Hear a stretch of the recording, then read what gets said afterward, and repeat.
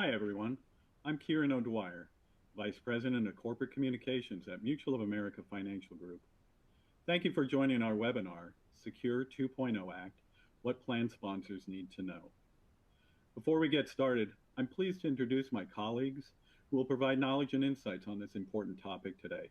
First off, Tyrone Galat, Executive Vice President of our Eastern U.S. Region Marketing, and Nick Caraba, Senior Vice President and Associate General Counsel. Thanks for joining us. Thanks, Karen. It's great to be here, and I look forward to discussing Secure 2.0 Act today. Yeah, likewise. We've been tracking the developments of Secure 2.0 for the last couple of years, so it's great to finally get to talk about it with plan sponsors who will be implementing the provisions over the next couple of years. So thanks for all being here. Great. Well, we have a lot of ground to cover today for sure. While there are many ways to tackle this expansive law, which includes more than 90 provisions, we're going to focus on 4 areas of Secure 2.0: coverage and participation, contributions, distributions, and plan administration, and explore a handful of provisions within each area to better understand how these will or may impact how you run your plans now and in the near future. We'll also let you know what you can expect from Mutual of America, including monitoring for regulatory guidance, plan amendments, and additional communications to help you navigate Secure 2.0.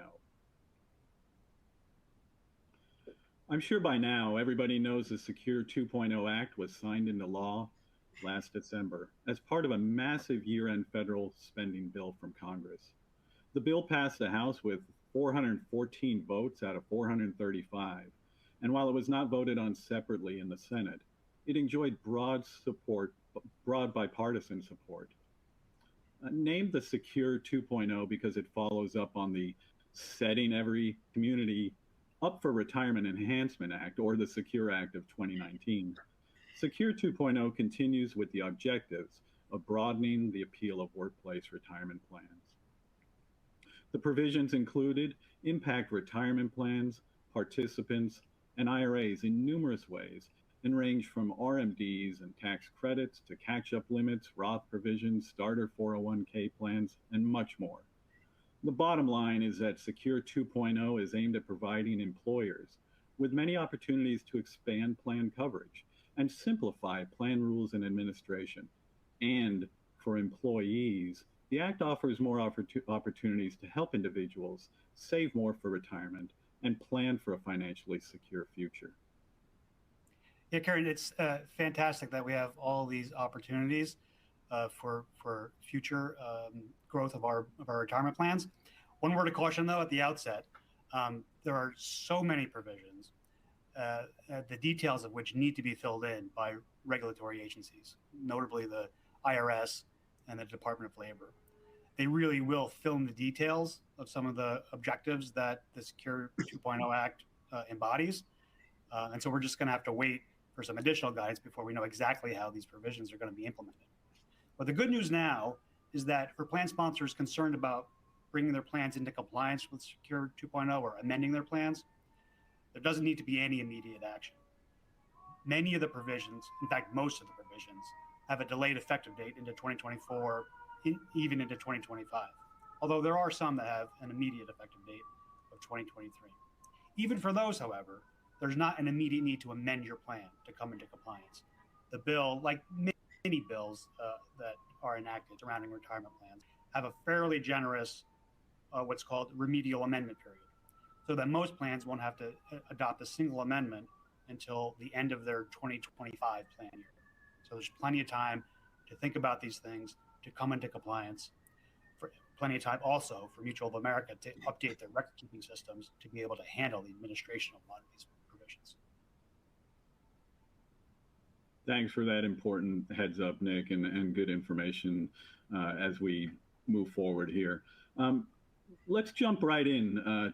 And Ty, I want to ask you about a couple provisions focused on coverage and participation, and starting with the changes for 2023 regarding incentive for participation and tax credits. Talk a little bit about those for us. Thanks, Karen. One of the broad policy goals of Secure 2.0 is to make it more attractive for workers, especially younger workers, to join their employer's plan. One of those provisions, which is effective in 2023, allows employers to offer small value financial incentives to participate in the plan. Previously, under the tax code, employers were prohibited from providing any type of financial incentive to make salary deferrals to the plan, except for matching contributions. This provision will allow small value incentives like gift cards to employees to join the plan. Even though this provision is effective in 2023, the details of this provision are not fleshed out in the bill, and we will need more guidance from the IRS before we know more. This is a voluntary provision, meaning employers do not have to make these incentives available. And in order to encourage more plan sponsors or employers to offer retirement plans, Secure 2.0 offers tax credits. Another theme of the Secure 2.0 is the expansion of new plans. Many provisions target employers and encourage them to start up new plans as a way to increase coverage. There is an existing tax credit for small employees with less than 100 employees. That credit is 50% of the administrative cost of a new plan, up to $5,000 for the first 3 years of operation. Secure 2.0 builds on that by increasing the credit to 100% of administrative startup expenses up to $5,000 for employers with 50 employees or less. Secure 2.0 also created a new credit for defined contribution plans. Beginning with the 2023 tax year, there is an additional 100% credit up to $1,000 per employee for employer contributions made to employees making less than $100,000 in the first year of the plan. This credit decreases by 25% each of the following 3 years and is phased out completely after 6 years. And Ty, there's more to come next year. I mean, that's really kicking in this year, which is great. But there's also some more coming next year on a number of popular provisions that have been getting actually a lot of headlines, including those related to emergency savings account and emergency withdrawals. Yes, Kieran. One of the reasons that employees are often hesitant or reluctant to participate in 401k and 403b retirement plans is because since there are tax breaks and it's a retirement plan meant for long-term retirement investment for the future, it's not easy to get your money out for emergencies. Retirement plans were made that way to discourage participants from using their retirement plans for emergencies. In order to access your funds in your account, you have to be eligible for a hardship withdrawal or apply for a retirement plan loan. And in many instances, the situation may not meet that criteria for a hardship withdrawal, for example, a car repair or a home appliance purchase, or the minimum loan is $1,000. You don't need that much to take care of the emergency. Effective in 2024, Secure 2.0 allows plan sponsors to offer emergency savings accounts inside of a 401k or 403b plan for participants to save for emergencies and have easier access to those funds. These funds would be set aside in a separate bucket earmarked for emergencies. This is a voluntary feature that a plan sponsor can opt to offer. It's only available to non-highly compensated employees with contribution amounts of the lower of 3% of their compensation or $2,500 made in Roth-like after-tax contributions. If the employer also contributes matching employer contributions, these employer contributions must also be matched by the employer. There is no limit to the number of distributions one can take from an emergency savings account, and no dollar amount other than the limit of the account. Once the $2,500 limit has been reached, contributions must stop. And another provision of Secure 2.0 that is separate and distinct from the emergency savings account is emergency withdrawals. This is an emergency expense distribution that a plan sponsor may amend to their plan if they so choose to do so. This provision would allow participants withdrawals of up to $1,000 for a personal or family emergency. Only one distribution is permissible per year up to $1,000. and a participant has the option to repay this distribution within 3 years.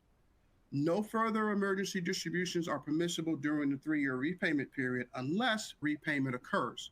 Emergency distributions are exempt from the 10% IRS withdrawal penalty, but are still subject to ordinary income taxation. That's right, Ty. Those two provisions are voluntary, as Ty mentioned, which means plan sponsors have a choice to make whether or not they want to include them in their plans.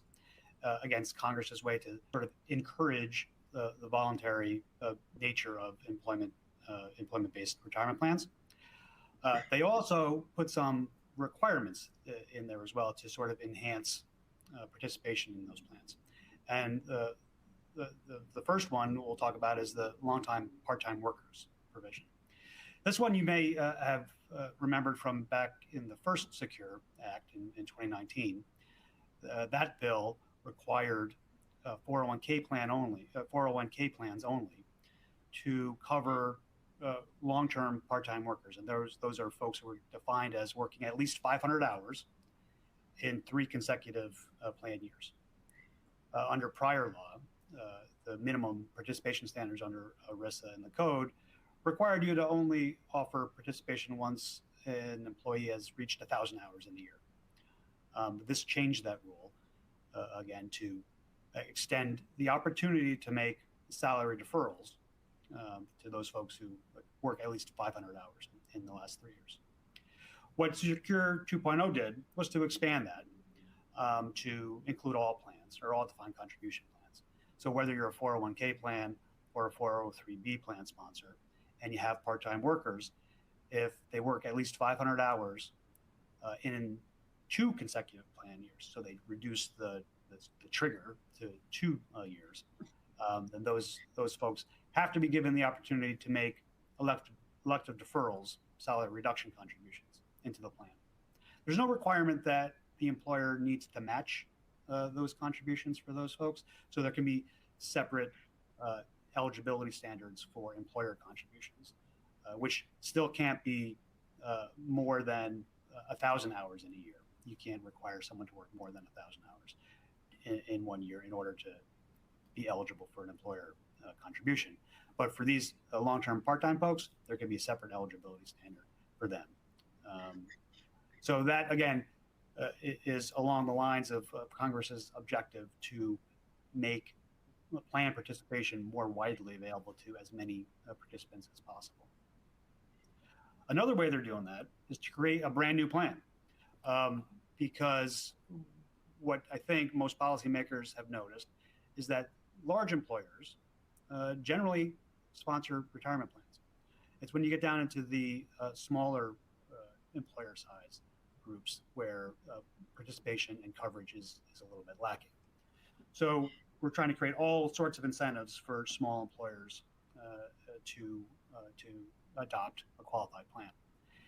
States around the country, we're up to about maybe a dozen states, have adopted laws that require any employer that does not have a qualified plan, whether it's a 401k plan, a 403b plan, or a simple IRA plan even, to automatically enroll their employees into a state-run IRA program. So every employer in these states that have these laws, if they don't have a qualified plan, will need to adopt a similar plan, a state-run plan, and default enroll their employees into the IRA plan. Well, this solution, the starter 401k plan, is a reaction to that. It's a brand new plan. It allows for a private sector solution to the state-run IRA plan concept. So rather than default enrolling individuals into an IRA, a state-run IRA, the employer can adopt what's called a starter 401k. It's a qualified plan, so it meets the standards of these state laws. It has lower contribution limits than a regular 401k plan. So under the current law, as enacted under Secure 2.0, an individual can contribute up to $6,000 a year. There is no employer contribution either required or allowed under the starter 401k. So the cost associated to the employer is low. And there are reduced fiduciary and reporting requirements, and no non-discrimination testing that would be required under these plans. So that's one type of plan that the Congress has created that's new. They've also, and I'll ask Ty to talk a little bit more about what they've done with existing plans in terms of creating requirements for brand new plans coming online and requiring them to have an automatic enrollment and automatic escalation feature. Ty, can you talk about that? Sure, Nick, thanks. This is also in reaction to the states that have adopted requirements that if you don't offer a private solution in a qualified 401k or 403b plan, that small employers must enroll in the state IRA program that has automatic enrollment. So for all new 401k and 403b plans, after the December 31st of 2024, they are required to automatically enroll participants. The initial enrollment amount must be at least 3% of the participant's compensation, but not more than 10%. Each year thereafter, the amount is increased by 1% until it reaches 10%, but not more than 15%. Again, all current 401k and 403b plans are grandfathered. So this only applies to plans that are established or new plans after December 31st, 2024. There is an exception for small businesses with 10 or fewer employees, new businesses, those that have been in business less than 3 years, church plans, and governmental plans. Again, this is effective for plan years beginning after December 31st, 2024 for new plans only. Thanks, guys. I feel like we could do a whole webinar just alone on coverage and participation. So I appreciate you taking us through that. But let's shift gears now a little bit to contributions. Ty, as the industry continues to focus more and more on Roth, what changes are taking place based on provisions around Roth treatment of employer contributions this year and catch-up starting next year? Thanks, Karen. As you know, legislation was created years ago to allow salary deferrals on an after-tax designated Roth basis. The objective was to create some opportunities for employees to diversify their tax position in retirement. That is, pay the taxes up front, receive a tax deferral on the earnings of their salary deferrals, and if they maintain those accounts for 5 years or more, to be able to receive income from that without having to pay any income taxes. However, the difference here is that the employer matching contribution had to be pre-tax. Secure 2.0 allows defined contribution plans to provide participants with the option of receiving matching contributions on a Roth basis. The contributions must fully vest immediately. This is a voluntary provision, which is effective for the current tax year. However, we need more guidance from the IRS on how to administer this provision from a tax reporting standpoint, since employees will need to be taxed currently on the contribution when made. Of course, if a plan does not offer designated Roth accounts and they want to offer this opportunity, the plan would also need to be amended to allow for Roth contributions. Under Secure 2.0, all catch-ups will be treated as Roth if the employee has earned $145,000 in prior year compensation. So Secure 2.0 changes the tax treatment for catch-up contributions made by highly paid participants beginning in 2024. Essentially, catch-up contributions by any participant having annual compensation of $145,000 or more in the prior year must be made as an after-tax Roth contribution rather than as pre-tax contributions. Plans that do not currently offer after-tax Roth catch-up provisions must be amended to incorporate it for the change or bar highly paid participants from making any catch-up contributions entirely. Also, there are additional... Sorry about that. Go ahead, Ty. Okay. Keep going. Also, there are additional catch-ups for individuals between ages 60 and 63. It's up to $10,000 or 150% of the regular catch-up amount. And this is effective in the tax year of 2025. Now, those Roth provisions are a big change, and some probably will be welcomed by participants at or nearing retirement. Another way that Secure has wants to encourage and increase contributions to plans is with codification of this student loan repayment program. So back in 2018, the IRS, you may remember, issued a private letter ruling to an employer. This employer had a program that would match student loan repayments. So their employees would make student loan, college debt repayments, and based on the amount of money that they were making for student loan repayments, the employer would match that amount in the 401k plan. So if the employer matching contribution in the plan is a 3% match, whatever student loan repayments that person is making up to the $23,000 annual limit, the employer will match 3% of that into the participant's account in the 403b plan or 401k plan, even if that individual isn't making any specific contributions to the retirement plan. And all of those contributions are going to repay the student loan. The employer will still be able to make matching contributions for that employee to the plan. And again, it's a way to get especially younger employees to contribute to the plan. As Ty talked about at the beginning of the presentation, one of the main objectives of Secure 2.0 is to get more people involved in saving for their retirement, and particularly younger folks who are going to generally be more burdened by student debt.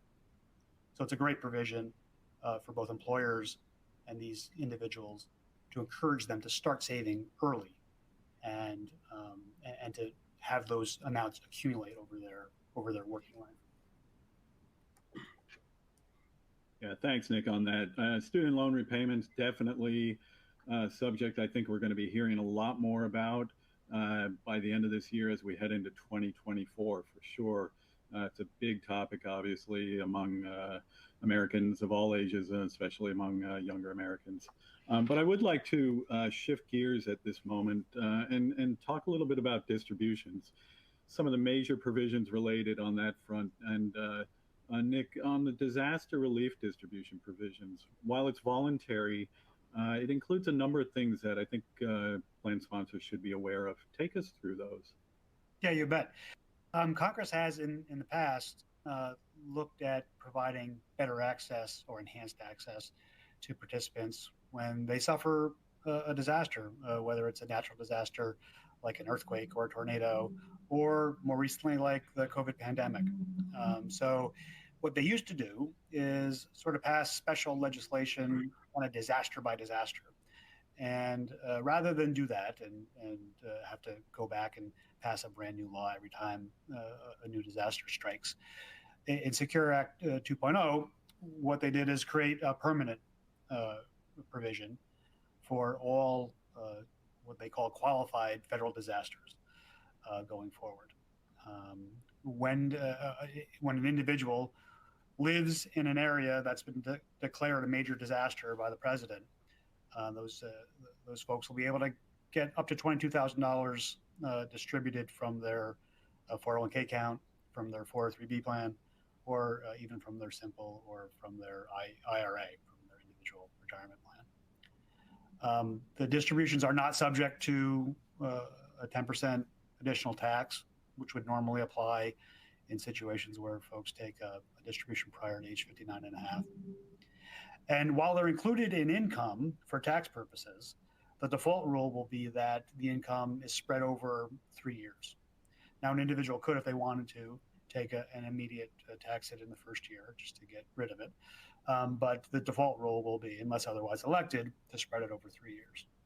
And the participant will have the ability to repay the amount back into the plan and therefore replenish their retirement account. the interesting thing about this provision is that it's effective sort of retroactively. It's effective now, but it applies to any disasters that occurred from January 26, 2021, so a couple of years ago, and going on through the present, obviously.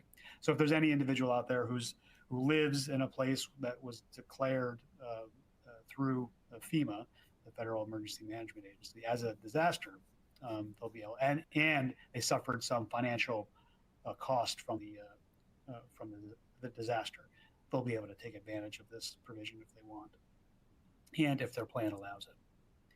The other piece of this is, in addition to just distributions, plans will be able to allow participants to take larger loans from their plan account balances. Under current law, you can take up to $50,000 loan or 50% of the account balance, whichever is smaller. Under this new rule, if a person is impacted by a major federal disaster, they'll be able to take up to $100,000 or 100% of their account balance as a loan. Great. And looking across some of the other key changes for this year, Ty, obviously RMDs are a popular provision. Some of those changes have kicked in already starting this past January. Take us through a little bit of what's happening with required minimum distributions. Sure, Karen.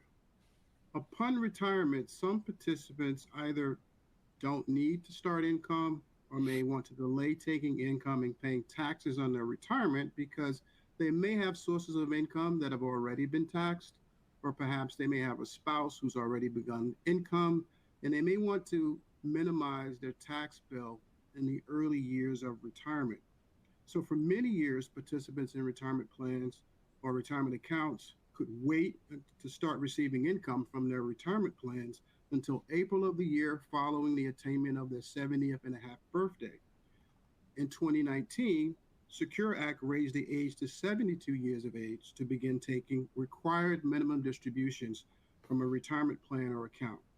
However, effective in 2023, as you just said, Secure 2.0 has raised the age for required minimum distributions to begin at age 73. Additionally, effective 2033, the age will be increased to age 75 as the latest age that a participant can wait to begin taking his or her required minimum distribution. You may ask, why would someone delay taking a distribution? Being able to wait to begin taking income allows a participant's account to continue to grow on a tax-deferred basis, which could lead to their retirement assets lasting longer in the later years of their life, or they may plan to pass their assets to their beneficiaries upon their death. The next part of Secure 2.0 relates to terminal illness. When a participant has a terminal illness, there may be a need or a desire to tap into or withdraw funds from their retirement account to cover medical expenses or other needed expenses that insurance doesn't cover, and they may not have funds elsewhere to use to cover these expenses. As you know, withdrawals from retirement plans are always subject to ordinary income taxes, and if you're under age 59 and a half, you're also subject to an early withdrawal penalty of 10%. That's really meant to discourage early withdrawals from retirement accounts.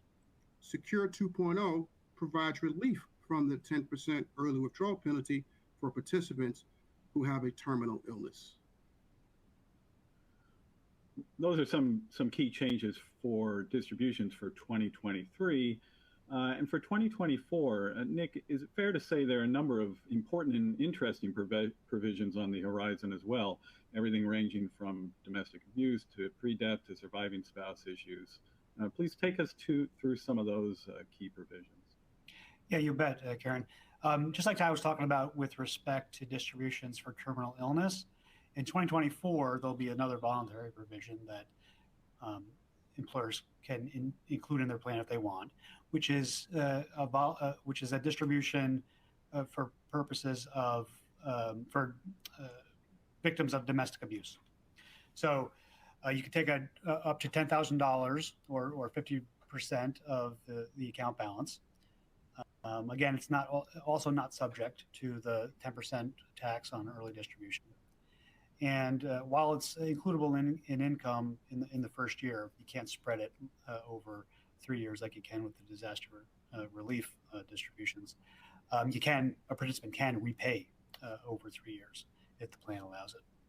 Importantly, I think here is that the plan sponsor is able to rely on the self-certification of the employee that he or she is suffering some domestic abuse and needs funds to help remedy that. Another important distinction, I think, here between this provision and the terminal illness one that Ty was just talking about is that the law actually permits the distribution for domestic abuse to be a distribution trigger. For the terminal illness distribution, it's a relief from the excise tax only. So there would have to be an otherwise eligible distribution for terminal illness. And you can imagine like a hardship distribution would fit into one of the hardship safe harbors, which would allow a person to take money from their plan and then not be subject to the 10% tax. Whereas for the domestic abuse distributions, that is its own new distribution, a trigger. So it's a little bit different there. Apart from those new sort of distribution requirements or rules for these special circumstances, Secure Act 2 also reconciled the treatment of designated Roth accounts with Roth IRAs. Now since the inception of Roth IRAs, there's been no required minimum distribution from them, unlike other qualified accounts when individual used to be 70 and a half, now it's 72, or now it's actually 73 with the new rule, that you were required to take a distribution. Not so with Roth IRAs.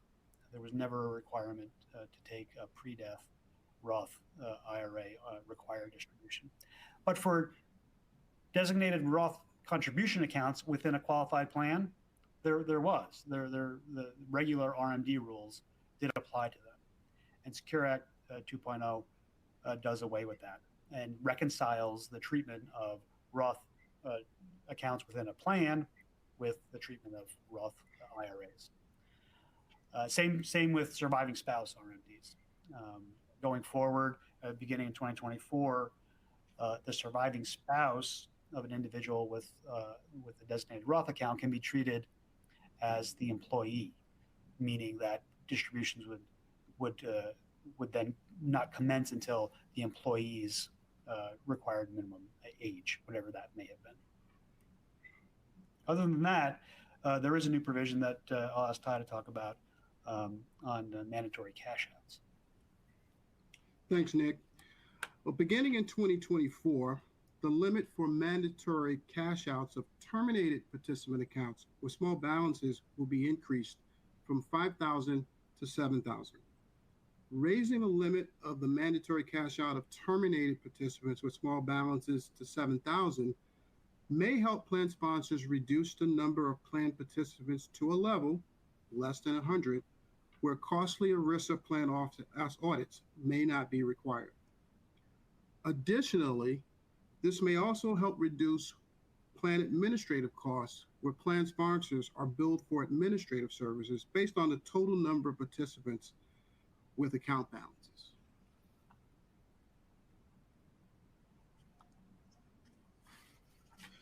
The final area of our conversation today focuses on provisions related to plan administration. We're just going to touch on 4 for now. So, Ty, why don't you take the self-certification provision, and we'll go from there. Thanks, Karen. Self-certification. This is an optional provision that is aimed at reducing the administrative burden on plan sponsors and participants as it relates to the approval of hardship withdrawals. Plan sponsors are required to certify that participants applying for hardship withdrawals meet the criteria for a hardship withdrawal by requiring that they provide documentation that the plan sponsor must review to determine if the documentation supports the request before approving the withdrawal. and the plan sponsor must maintain documentation on file for audit purposes. Self-certification should speed up approval and processing of hardship withdrawals for participants in their time of need, as often obtaining and providing the supporting documentation can take time, and there is often a lot of back and forth regarding what documentation is sufficient or appropriate to obtain approval. Beginning in 2023, the plan sponsor may opt to allow participants to self-certify for hardship distributions. This means that participants will not have to provide the plan sponsor with documentation of hardship to prove eligibility for the hardship withdrawal. Participants will still need to apply and certify in writing that they meet one of the hardship's safe harbor categories. The plan sponsor will still need to review the application and sign off on it to ensure that the self-certification was provided.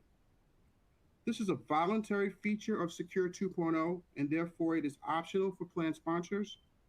Additional guidance from the IRS will still be needed to advise how this optional feature of Secure 2.0 should be administered, including whether or not plan amendments will be required.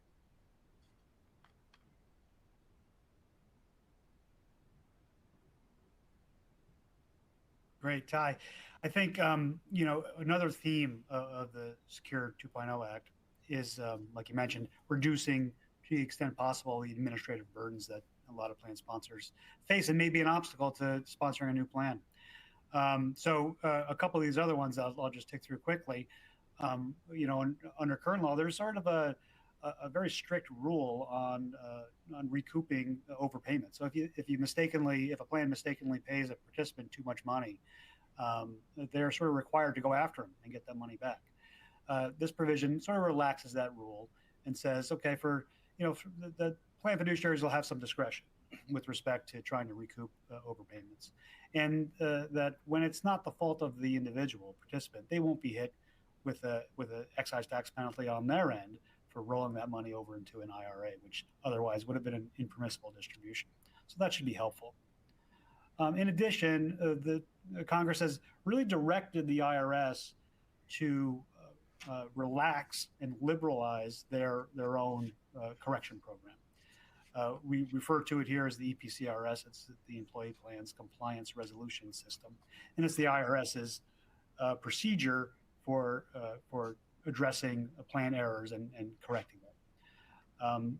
I think Congress has recognized that administrating plans has become, in many cases, far too complex and burdensome, and so they've directed the IRS to allow a lot more plans to self-correct as opposed to going through a formal filing process with the IRS, which is costly and time-consuming. Oftentimes requires the engagement of legal advice, which obviously in itself can be an expense. So there will be lots more opportunities in the future to correct sort of simple routine errors through self-correction. And then finally, I'd mention the creation of this new what the Act calls a lost and found for retirement savings. Again, lots of times when plan sponsors are unable to locate missing participants, there is a lengthy process and somewhat complex regulatory procedures to follow to kind of link up people with their money. And what this seeks to do, on one end, is to create a national database so that a plan can go in search for participants, and vice versa. When an employer goes out of business, a participant can search for their plan account balance to try to get their retirement money. This is going to take a while, and as we see, the database is supposed to be created no later than 2025. Although oftentimes when Congress directs federal agencies to act, those deadlines are not really enforceable. You can't go and, sort of arrest the Secretary of Labor for not complying with the law. So we'll see. We hope it'll get up and running. I think it'll ease some administrative burdens, but we'll see when they get it finally going. Thanks, Nick. We'll have you track down the Secretary of Labor on that. So before we wrap up today's webinar, as we move forward into this year and into 2024, what are some of the critical things around regulatory guidance? And you touched on a little bit of this that we should be keeping an eye on for plan sponsors.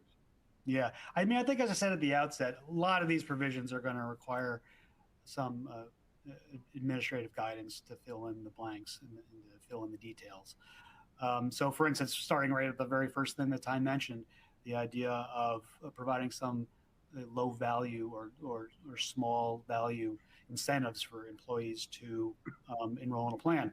What does that mean? What is small value? Is it $50? Is it $100? Is it a gift card to a coffee shop? Is it something else? So all these are questions that plan sponsors will have, and we don't have necessarily answers yet for them. We do know, and we're working through some of our trade association groups in Washington, D.C., who have already drafted up, lists of questions that they are asking the administrative agencies. We're certainly getting those in front of them and letting them know what the issues are that need guidance, and then try to, obviously suggest the right answers too. Apart from the regulatory piece of it, I think it's fair to note that with a bill this large, and this is really a massive bill and wrapped in another massive piece of federal spending legislation, right? That there were technical errors, just drafting errors, that occurred when this thing was enacted.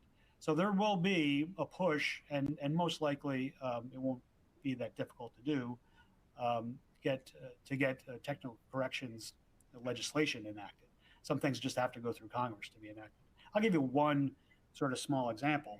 On the with respect to the Roth catch-up provision that requires all higher paid employees to have their catch-up contributions converted to Roth.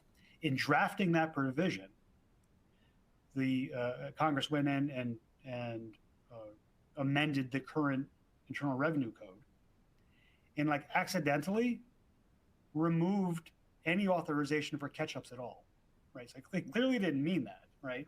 But as the law is written right now, catch-ups aren't permitted. There's no code provision allowing catch-up contributions. Clearly an error. Clearly the IRS isn't going to enforce that, and catch-up contributions should continue to go forward. But they're going to have to clean that up, and they will go back with some technical legislation to clean that up. Now, the concern with technical corrections legislation is, one person's technical correction is another person's brand new provision, right? So you could always watch. You always have to wait and see what happens when these bills get passed, because people will always try to sneak in other things. So we'll obviously keep an eye on that and see how things may or may not change in the future. But for sure, again, the agencies, IRS, DOL, we're going to be fully watching them to see what they push out. Great. Thanks so much. And Ty, how about some of the important plan amendment related news information, and maybe a little bit of the communications as well that people plan sponsors can expect? Sure, Karen. As Nick said, some of these provisions are effective in 2023, some in 2024, and some in 2025. There's likely to be a lot of technical corrections between now and then, and also additional guidance is needed to flush all these amendments out. So there likely won't be required amendments until 2025. However, note that we will be monitoring the situation and making our clients aware of when these amendments are required and providing the amendments to them so that they can adopt those amendments. If they are using a prototype document, we may adopt those amendments for them. As well, we will update the summary plan description booklets as required as a part of the service that we provide to our clients. As far as future communications go, again, as we've spoken about, some of these provisions will not be effective until next year or the 2025. We will put out communications to our clients to make them aware that these provisions are effective in 2024, in 2025, as well as providing them with any amendments that may be required. This webinar is a long line of webinars that we've produced, and we'll continue to produce webinars and put out other written communications to our clients to make sure that they stay in compliance with IRS regulations and guidelines. Great. And I would just add to that, Ty, that we'll certainly provide additional communications available right here on this webcast that people can download today's presentation, as well as recordings of it and some articles that you can link to regarding Secure 2.0. Ty and Nick, once again, thanks so much for sharing your knowledge and insights with us today. I know we went a little long, but I really appreciate it. It's obviously a very important subject and one that we're going to be tracking for a long time to come. Well, thanks. I hope you found this helpful. It was great to talk about such an important law for plan sponsors and participants, Karen. Yeah, thanks, Karen. I really appreciate the opportunity to address this important topic and hope to do so in the future. Thanks. Well, this concludes today's webinar. While we didn't have time to take questions, really appreciate, before you leave, taking 1 minute to complete our brief survey about today's presentation and let us know about topics you'd like to hear about more in the future. We expect, as I said, to have additional webinars on Secure 2.0 this year, and we'll be sure to send you an invitation and hope you'll join us again. Finally, as I said, today's webinar will be available soon on mutualamerica.com to watch at your convenience. Thanks again for joining us.